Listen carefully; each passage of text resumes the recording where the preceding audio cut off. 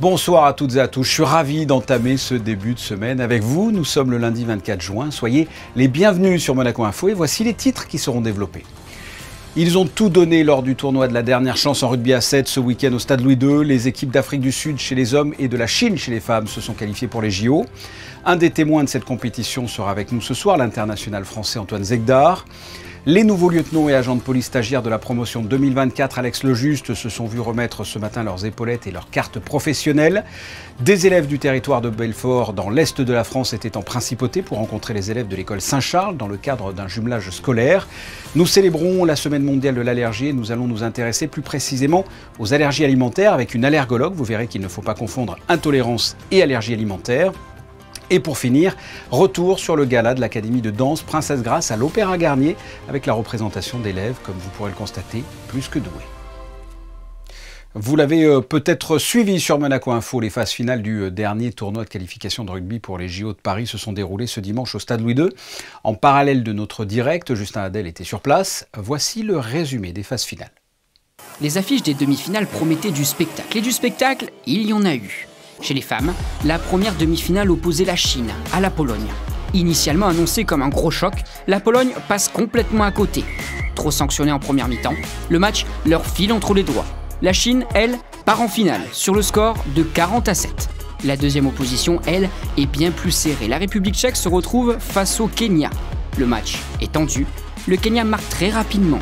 Les Tchèques se rassurent en marquant à la mi-temps, puis plus rien, jusqu'à la fin du match où les Tchèques marquent. Elles doivent transformer l'essai pour aller chercher les prolongations, mais c'est loupé. Score final, 12-10 pour le Kenya. La finale opposait donc la Chine, grande favorite du tournoi, au Kenya, outsider. Cette fois-ci, les Chinoises marquent très vite. En première mi-temps, les Kenyanes semblent tenir le coup. Mais la seconde partie de jeu est de trop. La Chine prend largement l'avantage et s'impose logiquement sur le score de 24-7. Un ticket pour les Jeux Olympiques de Paris, largement mérité. I feel proud of ourselves and exciting for the Olympics. I hope we can inspire all girls, all Asian girls, tell them, send them a message that we can do it. Yeah, we can play rugby, we can play better.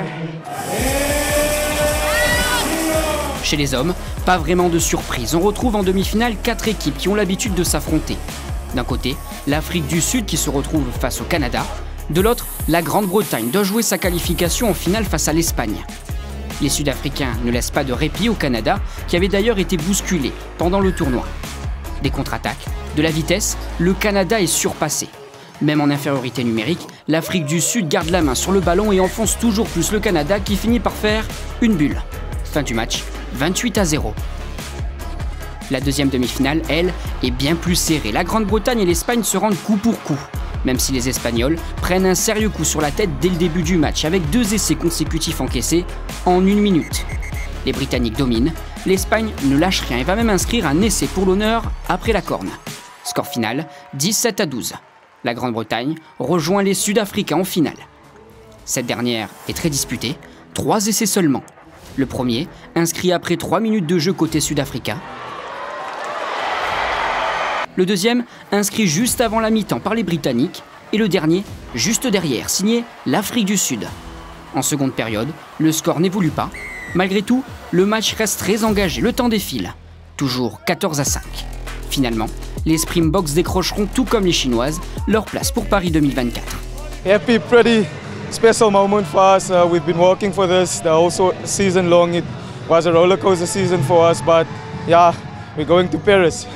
2 équipes provenant de 2 continents différents, l'Afrique et l'Asie, qui désormais reviendront sur un 3e continent, l'Europe, pour disputer les Jeux Olympiques dans quelques semaines. Des finales que vous avez pu suivre en direct sur Monaco Info, commentées par Frédéric Elion, avec comme spécialiste à ses côtés un joueur international de rugby à 7 que l'on connaît bien ici, Antoine Zegdar. Il participera avec l'équipe de France au JO et il est avec nous. Antoine, bonsoir. Bonsoir. Les poules des JO sont sorties. Alors c'est vrai qu'elles sont chargées pour toutes les équipes. Même si la France conserve une poule un peu plus légère, il va falloir quand même se méfier, j'imagine. Bien sûr, on a une poule qui est très relevée. Après, même les équipes qui sont censées être de niveau un peu plus faible, quand ils arrivent aux Jeux Olympiques, c'est pour c'est pour tout casser. Donc quand on se souvient à Rio en 2016, la France perd contre le Japon. Donc voilà, il faut se préparer au maximum et être prêt. Ce sont des équipes avec des profils différents, de la force physique mais aussi de la vitesse. La France va devoir s'adapter à ces différents styles de jeu. Ouais, bien sûr, les Fidji, on a l'habitude de jouer contre eux. On a fait notre stage de préparation d'année là-bas, donc on commence à vraiment bien les connaître.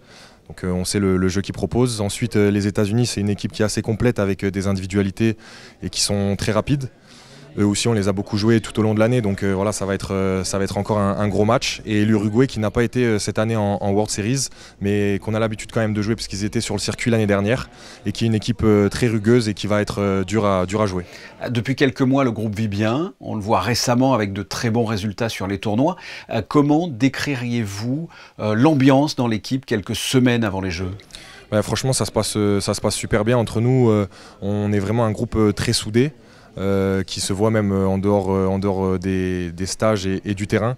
Donc ouais, on est vraiment un groupe très soudé. Le fait d'avoir été champion du monde tous ensemble, ça nous a encore plus donné de la hargne pour aller chercher quelque chose au jeu. Après, ce qui me plaît aussi en plus dans cette équipe, c'est que malgré le fait qu'on soit champion, on ne se repose pas sur nos lauriers, et là la préparation des Jeux a commencé et c'est très intense et tout le monde s'en va à fond, quoi. Alors effectivement, vous parlez de la préparation en stage, hein. Quelles vont être les prochaines étapes pour l'équipe de France pour les prochaines semaines ? Alors là, on a débuté la préparation il y a de cela 2 semaines. Donc à partir de maintenant, voilà, on rentre dans la phase de préparation avec des entraînements super intenses qui nous permettront d'être prêts sur le terrain au moment voulu, avec aussi certaines oppositions contre d'autres équipes. Le groupe a accueilli récemment Antoine Dupont, spécialement pour les Jeux Olympiques. C'est un atout majeur, je suppose. Qu'est-ce qu'il vous apporte concrètement ? Oui, bien sûr, ça fait quelques temps maintenant qu'il est rentré dans l'équipe et qu'il fait partie intégrante du groupe. Voilà, on a eu de la chance de l'avoir pour la tournée en Amérique où on fait de très bons résultats, dont une médaille d'or. Et là, à Madrid, qui était les phases finales du World Series, il nous a aussi beaucoup apporté. Et c'est un joueur, voilà, on le sait, c'est un des meilleurs joueurs du monde. Donc c'est super de pouvoir jouer à ses côtés. Ça évolue le niveau de chacun. Et voilà, on est super content de l'avoir. Les Jeux Olympiques, c'est toujours quelque chose de spécial. Mais jouer les JO en France, en étant l'équipe de France, c'est quand même assez particulier, assez inédit, hein. Ouais, je pense que mine de rien, ça rajoute un peu de pression. Mais bon, nous, on a quand même l'habitude d'avoir ce genre de pression. Pour l'instant, on n'y est pas encore. Après, j'espère que ça nous galvanisera le fait qu'il y ait des supporters français et que le peuple français soit derrière nous. Donc voilà, on a hâte d'y être en tout cas. Merci Antoine, et puis on vous suivra de près évidemment pendant ces Jeux. Avec grand plaisir, merci à vous, au revoir. Sport toujours en football, la 5e édition du tournoi Ifeanyi Yeti s'est déroulée ce week-end au stade Prince Héréditaire Jacques de Beausoleil. 8 clubs ont participé à ce tournoi U12 Elite. Cette année, ce sont nos voisins qui l'ont emporté, l'OGC Nice, suivi de Bordeaux et de Nantes. L'AS Monaco a terminé ce tournoi à la 6e place. Et du côté de l'équipe première, c'est déjà la reprise pour la SMFC avant le début du championnat de Ligue 1 qui débutera le 16 août. Une quinzaine de joueurs ont retrouvé les installations du club pour une première journée consacrée aux tests physiques. La Fédération monégasque d'athlétisme vient de participer au championnat des petits États d'Europe d'athlétisme à Gibraltar, où elle a obtenu 2 médailles d'argent, Quentin Succo aux 5000 mètres et Alex Rémy aux 110 mètres haies. Monaco organisera cette compétition en 2026, une sorte de répétition générale avant les Jeux des petits États d'Europe qui se dérouleront là aussi en principauté. Les nouveaux lieutenants et agents de police stagiaires de la promotion 2024 Alex Lejuste se sont vus remettre ce matin leurs épaulettes et leurs cartes professionnelles à l'auditorium Régnier 3. Au total, ce sont 28 agents de police et 9 lieutenants de police qui rejoindront le terrain début juillet. Reportage d'Émilie Flamin et Alex Servial. Après 10 mois de formation intensive, c'est enfin le grand jour pour ces 37 nouveaux policiers. Parmi eux, Clarisse, qui en plus de recevoir sa carte professionnelle et ses épaulettes, est élue majeure de sa promotion. Ce fut une année vraiment très enrichissante en tout point, autant sur le plan pratique, très théorique aussi. C'est très intense et on est content d'avoir réussi, d'avoir pu être aussi bien formé en tout point. Dispositif juridique, code de la route, tir, technique de défense, une formation qui était très chargée, mais maintenant, la théorie c'est fini. Place à la pratique à travers les divisions. C'est le grand bain, ils vont rentrer sur la voie publique ou en division de police judiciaire et également un lieutenant qui est affecté en division de police urbaine, mais ils sont encadrés évidemment pendant ces 14 mois puisqu'ils ne sont pas encore titulaires, mais c'est le grand saut. Plus qu'une simple remise d'insigne, durant la cérémonie, les agents de police stagiaires ont pu faire le choix de leur futur poste. J'ai décidé de partir à la section de nuit, donc on est affecté le 11 juillet, donc on va prendre nos marques. Donc il va falloir faire notre petite place à la section de nuit, montrer de quoi on est capable. On a montré de quoi on était capable à l'école. Maintenant, il faut montrer de quoi on est capable sur le terrain. Après leurs 14 mois d'agents stagiaires, ils seront titularisés et entameront leur vie de policiers monégasques. Et on pourra les croiser pour notre sécurité dans les rues de la Principauté. La semaine dernière, des élèves de la ville de Belfort étaient en Principauté pour rencontrer les élèves de l'école Saint-Charles. Un rendez-vous dans le cadre du jumelage scolaire entre cette ville de l'Est de la France et Monaco. Des animations au centre de loisirs Prince Albert II ont permis aux enfants de se découvrir. Reportage signé Alban Gingembre et Alexandra Marangoni. Après une correspondance à distance pendant plusieurs mois, ils se rencontrent enfin. Monaco et Belfort sont liés par un jumelage scolaire. C'est en Principauté que les élèves des deux territoires se sont donné rendez-vous. Ça fait bizarre parce que on voit pas comment ils sont derrière une lettre. C'est bien de rencontrer de nouvelles personnes, des personnes qu'on ne connaît pas. On se fait plus d'amis. On est allé au Palais Princier. Après, on est allé au musée océanographique. Ensuite, ils sont venus dans notre école. Ils ont mangé avec nous. Oui. On a parlé, on a discuté. On espère qu'avec la classe, on va encore faire des liens, tout ça. Pour peut-être apprendre plus de choses, parce qu'une semaine, je trouve, c'est passé assez vite et on n'a pas pu apprendre beaucoup de choses. Ce jumelage trouve son origine dans l'alliance de Louise d'Aumont, duchesse de Belfort, à Honoré IV, prince de Monaco. Les activités proposées aux élèves sont donc axées autour des traditions et du patrimoine culturel de chaque territoire.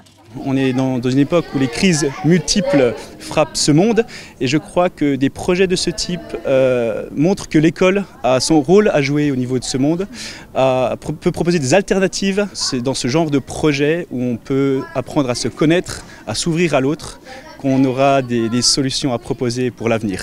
Rencontrer des enfants qui viennent d'ailleurs, ça va leur ouvrir l'esprit forcément. Et j'ai certains élèves qui vont continuer à correspondre de manière épistolaire. Donc c'est tout gagné. Il y a des différences, c'est qu'on n'est pas pareil.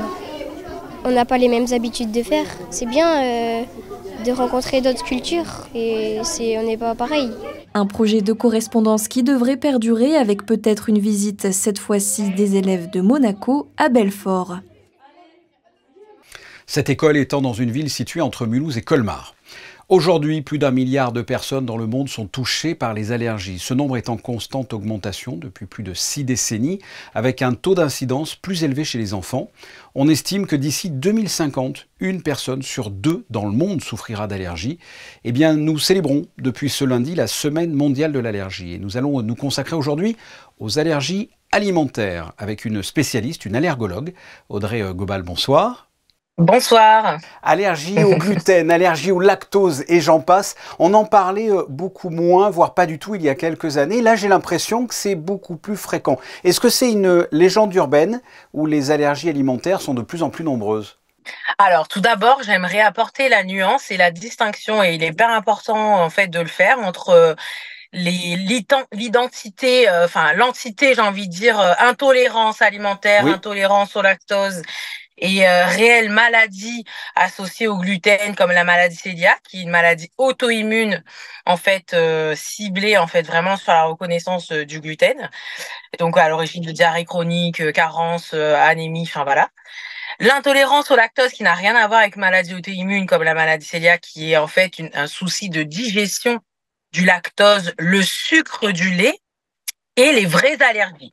Donc l'allergie alimentaire, c'est quelque chose qui est grave, sévère, qui est assez rapide. Ça peut apparaître à tout moment de sa vie, de manière plus fréquente chez l'enfant, effectivement, lors du passage en lait maternel, lait artificiel, voilà. Là, je veux bien. Et ça peut apparaître au fil des années, au fil des naturellement. Ces allergies, en fait, généralement se manifestent par une urticaire, des gènes respiratoires, manifestations digestives, c'est-à-dire l'atteinte de plusieurs organes et de façon assez rapide. Et en médecine rapide, enfin pour l'allergie rapide, ça peut aller de 5 minutes à 2 heures, dans de très très rares cas, 4 à 6 heures après. Mais c'est assez rare comme manifestation et c'est très tardif.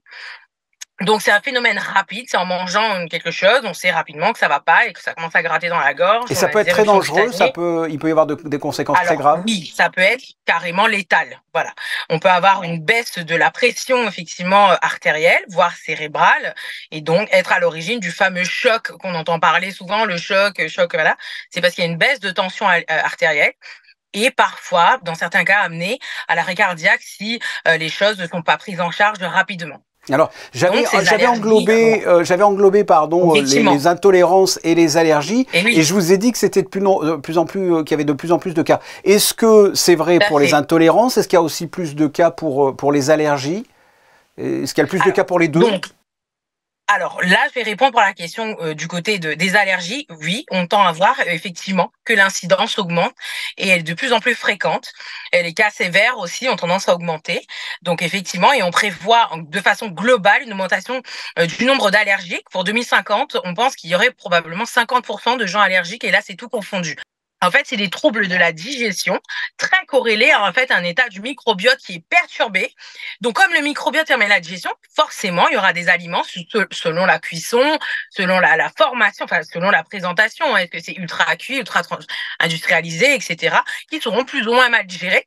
Et dans, bien sûr, ce groupe de personnes, on a des gens avec des maladies Crohn, des vraies maladies auto-inflammatoires qu'il faut explorer, ou alors une endométriose ou quelque chose, un fibrome digestif qui tout simplement compresse le système digestif et qui entraîne des ballonnements. En gros, il faut vraiment aller explorer ces troubles digestifs. Donc, c'est pas l'allergologue, là. C'est vraiment un bilan gastro-entérologique. En termes d'allergie alimentaire, le fait qu'il y ait de plus en plus de cas, d'où ça vient? C'est la pollution? Ce sont les additifs alimentaires? D'où ça vient? Globalement, il faut savoir qu'on mange plus comme avant, on n'a plus le même mode de vie qu'avant. Donc, ça fait plusieurs années qu'on a introduit en fait ce qu'on appelle l'industrialisation alimentaire avec l'industrie agroalimentaire. Donc, on mange énormément de choses ultra transformées. D'où les additifs dont je parlais, oui. Voilà, il y a aussi beaucoup comment dire, il y a eu un impact énorme du tabac, qui est un grand facteur de risque d'allergie, qui est pendant des années a été quand même très peu documenté il y a longtemps. Puis le temps de mettre la loi en place, donc voilà. Anti-tabac, pas de tabac en extérieur, pas de tabac dans les terrasses. Bon, il y a eu beaucoup d'impact. Ensuite, on a aussi effectivement, ce qu'on appelle l'épigénétisme, c'est-à-dire la modification des gènes selon l'environnement. Donc, imaginez-vous déjà l'environnement respiratoire, alimentaire et tout le reste. Donc, effectivement, les particules fines participent aussi, on pense, à, on va dire, l'apparition de toutes les maladies dites immunitaires, les maladies du système immunitaire dont les allergies en font partie. Quelles sont les prises en charge, quels sont les traitements face à ces allergies alimentaires? Oui, c'est une très bonne question. Alors, l'allergie alimentaire, elle est sévère, elle est très grave. Ce qui est pratique, c'est qu'il y a vraiment, comme on dit entre guillemets, l'antidote, c'est l'adrénaline. L'adrénaline existe sous forme auto-injectable depuis des années et des années, et ça fonctionne. Puis, on appelle le 15.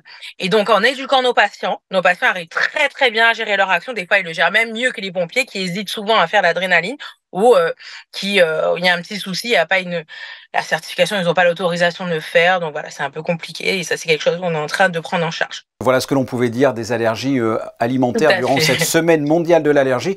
Et puis, ça me fait un peu mal de le dire, mais puisque vous faites l'entretien dans la voiture, je vois que du côté de Paris, il fait quand même bien meilleur que nous en ce moment. Merci d'avoir répondu à mes questions. Cette semaine. Merci beaucoup. En bref, un concert a été organisé dimanche à Paris, à la Sorbonne, pour commémorer le 130e anniversaire du discours fondateur des Jeux Olympiques modernes en présence de la princesse Charlène et du président du CIO, Thomas Bach. Lors de ce concert, des textes de Pierre de Coubertin ont été lus. Et en plus de la musique classique, une démo de breakdance a été proposée. Pour rappel, c'est une nouvelle discipline olympique. Et du côté du Palais Princier, le souverain et ses deux enfants étaient au balcon pour assister au traditionnel Batafuego, à la nuit tombée, pour célébrer à la fête du feu et de la lumière pour la Saint-Jean. Des festivités qui se poursuivent ce mardi du côté de la place des Moulins. Nous y reviendrons. L'Académie de danse Princesse Grace a organisé son gala de fin d'année ce vendredi et dimanche à l'Opéra Garnier. Un gala qui a permis au public nombreux de venir et d'apprécier le talent des élèves, des plus jeunes jusqu'aux diplômés, pour qui c'était la dernière apparition sur scène avec l'Académie. Reportage de José Sacré, Thomas Deus et Clélia Renaud.